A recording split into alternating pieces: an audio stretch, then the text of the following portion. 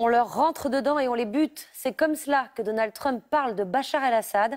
Un nouveau livre rapporte les colères, la paranoïa et les propos pas vraiment mesurés du président américain à la Maison-Blanche. C'est le célèbre journaliste Bob Woodward qui le signe, celui-là même qui avait révélé le scandale du Watergate. Agnès Varamian. Un président incontrôlable que ses conseillers tentent désespérément de contenir. C'est le portrait accablant de Donald Trump, signé par l'un des plus éminents journalistes américains, Bob Woodward, celui qui a révélé le scandale du Watergate. Selon le livre, Donald Trump en réunion sur Bachar el-Assad. Tuons-le, putain, allons-y, on leur rentre dedans et on les bute. Ce à quoi son conseiller à la défense répond « On ne va rien faire de tout cela ». Des conseillers atterrés par les réflexions du président sur la politique étrangère pour son chef de cabinet à la Maison-Blanche.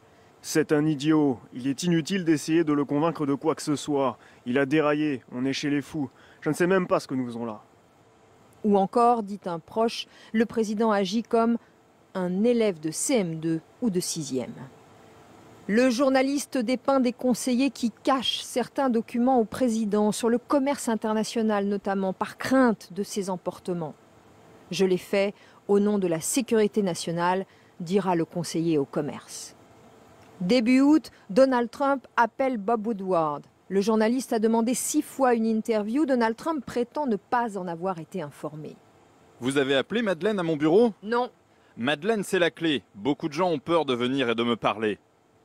Dans un tweet, Donald Trump parle de honte et d'affabulation. En anglais, le livre s'intitule « La crainte », tiré d'une phrase de Donald Trump à l'auteur « Le réel pouvoir, c'est la peur ». Aux États-Unis, Donald Trump à nouveau sous le feu des critiques. Une tribune anonyme et explosive publiée dans le New York Times et signée par un homme de l'intérieur, un haut responsable de l'administration Trump. Il affirme qu'à la Maison-Blanche, des hommes travaillent pour protéger le pays des pulsions du président qui serait mesquin, impétueux et inefficace. Anne Charlottini. Bien plus qu'un scoop, c'est une bombe. Publié hier dans les colonnes du célèbre New York Times. Je fais partie de la résistance de l'intérieur. Les mots d'un haut responsable de l'administration Trump sont explosifs. Sous couvert d'anonymat, il livre un témoignage inédit sur les coulisses d'une Maison-Blanche en proie au chaos et sur un président décrit comme instable par ses plus proches conseillers. Amoral, mesquin, impétueux, inefficace. Ainsi est décrit le 45e président des États-Unis, contre qui ces résistants avaient même envisagé une procédure de destitution. Les Américains doivent savoir qu'il y a quand même des adultes à la Maison-Blanche. Pour Donald Trump, le coup est rude. Alors quand un journaliste lui demande de réagir sur cette tribune et son auteur, le président américain se lâche.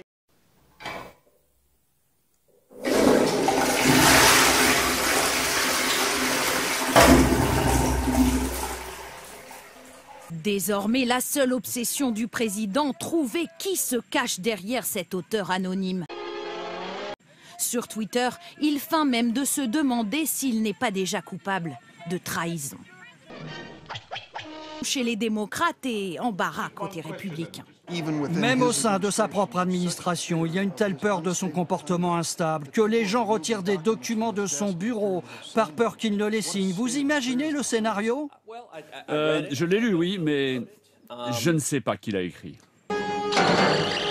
Et en direct de Washington, on retrouve Loïc de la Mornay. Loïc, est-ce qu'à force, Donald Trump peut finir par être décrédibilisé? Y a-t-il pour lui un risque politique sur les élections de mi-mandat qui approchent? Market man som overreaksjonen